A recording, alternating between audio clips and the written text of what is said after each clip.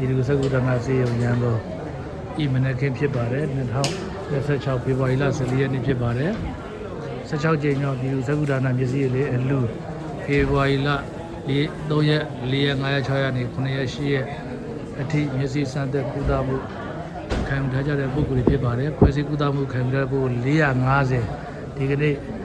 တပတ်ပြည့်ပြန်ကြည့်ပေးတာဖြစ်ပါတယ်ဒီစီဖွဲ့တဲ့ပုဂ္ဂိုလ်450ဆိုတော့အများများပြပါတယ်နေရာတွေခက်ခဲဖြစ်ပါတယ်ဖွဲ့ပြီးသားပုဂ္ဂိုလ်အကုန်လုံးတနေ့ရောက်လာကြတာဖြစ်ပါတယ်ဒါဆိုနေရာမှာဒီစီဖွဲ့ပြီးသားပုဂ္ဂိုလ်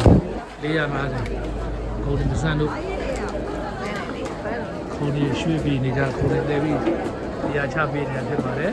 မျက်စိကြည့်တာတော့ခဏလေးပါဒီမကြောက်ပါဘူး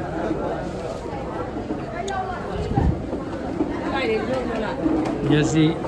ရမယ့်ပုဂ္ဂိုလ်က450နာဆောင်က1000လောက်ပါတယ်သူကတယောက်ကို2ယောက်ဒီပါလောက်ပါတယ်ဖြိုးလည်း3ယောက်လောက်ပါလာဆရာဝန်ကြီးကတယောက်ပဲရောက်သေးတော့အထွက်နေပြီးတော့ဝင်များနေခိုင်းဆိုရင်ဒီလောက်ကြက်ဘူးပါဝါမရတော့ဒါများပြပါတယ်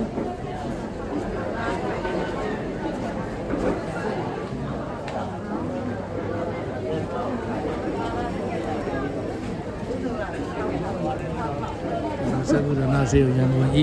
16ကြိမ်မြောက်မျက်စိလေးအလူမှာမျက်စိခွဲထားတဲ့ပုဂ္ဂိုလ်က450ဖြစ်ပါတယ်စမ်းတဲ့လူနာက1500နဲ့မှ30ဖြစ်ပါတယ်ခွဲစိတ်ပြီးသားပုဂ္ဂိုလ်တွေကိုတပတ်ပြည့်ပြန်ကြည့်ပေးတာဖြစ်တာပါတယ်တလပြည့်ရက်ခါမှာလည်းကြည့်ပေးမှာဖြစ်ပါတယ်ဆရာဝန်ကြီးများလောလောဆယ်သိထားတော့မလ9ရက်လေးလို့ကြားပါတယ်နောက်တစ်ချိန်ပြန်ပြီးအတည်ပြုပြီးတော့သတင်းကြေညာပေးပါမယ်16ကြိမ်မြောက်အတွက်မျက်စိဆင်းပေးထားတဲ့ပုံကိုယ်တွေ16ကြိမ်မြောက်မှာမပါဝင်ကြဘူးဆင်းပေးထားတယ်ဆိုရင်18ကြိမ်မြောက်မှာပုံစံပြီးကြောင်းကြပေးပါမယ်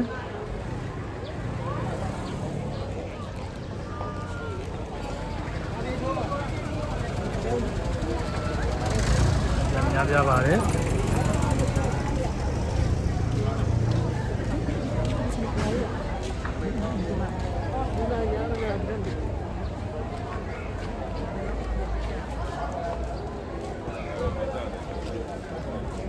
နေရာတွေတိုးချက်ပြီးတော့ထားပေးနေဖြစ်ပါတယ်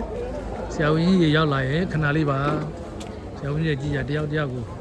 မိနစ်ပိုင်းလေးပဲကြည့်ပေးတာခဏလေးပဲ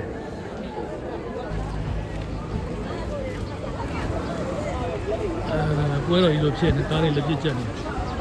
နည်းနည်းစောကြီးကလေးရောက်လာကြဖြစ်ပါတယ်မနေ့9နိုင်မထိုးခင်ကလေးရောက်လာကြတာနေရာချတဲ့ပုဂ္ဂိုလ်တွေစောစီရောက်နေလို့တော်သေးတယ်ဒါရီစားစရာဝေးတဲ့မုန်းနေဖြစ်ပါတယ်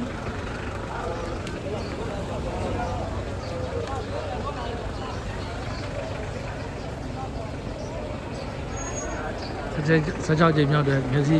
ဆင်းပေးပြီးတော့မျက်စိကုသမှုဘယ်မှာပုံပြင်မရရမပါလာရတဲ့ပုဂ္ဂိုလ်တွေက18ကြိမ်မြောက်မှာ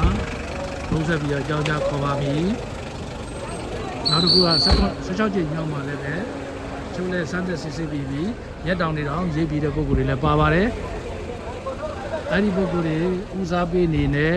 18ကြိမ်မြောက်မှာပထမဆုံးခေါ်မှာဖြစ်ပါတယ်ဆင်းလာပေးကြမလို့တော့ပါဘူး